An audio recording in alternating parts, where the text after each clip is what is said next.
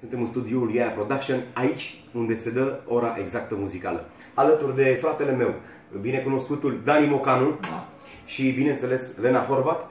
Suntem aici în studioul nostru, am făcut o piesă extraordinară, o colaborare inedită. Ce să vă spun, este ceva deosebit pentru că sunt două firi diferite, două genuri diferite și s-au completat într-o melodie.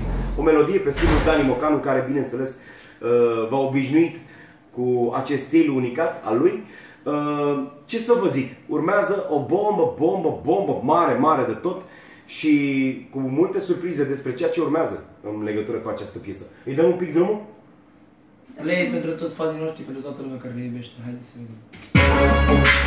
Din partea mea, Dani Mocanu, și din partea lui Lena, fata cu ochii de diamant, dedicăm această melodie pentru toți vagabonții și, bineînțeles, pentru toate femeile care iubesc infractorii.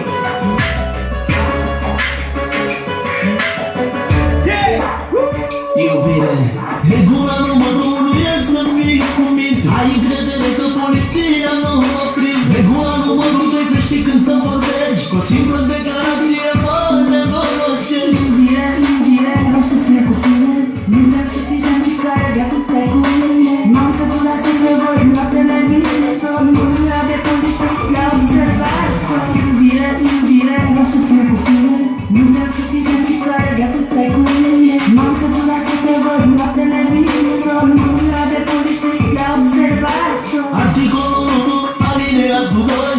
Tot ce fac eu să rămână numai între noi. Nu căuta articolul în nicio carte.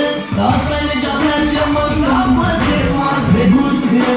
Reguli de iubire. Taci din gură viața mea și fă numai ca mine. Nu auzi, nu vezi și nu vorbești. Respectă legea asta dacă mă iubești. Reguli de iubire. Taci din gură viața. Vă pupăm! Vă pupăm pe toți!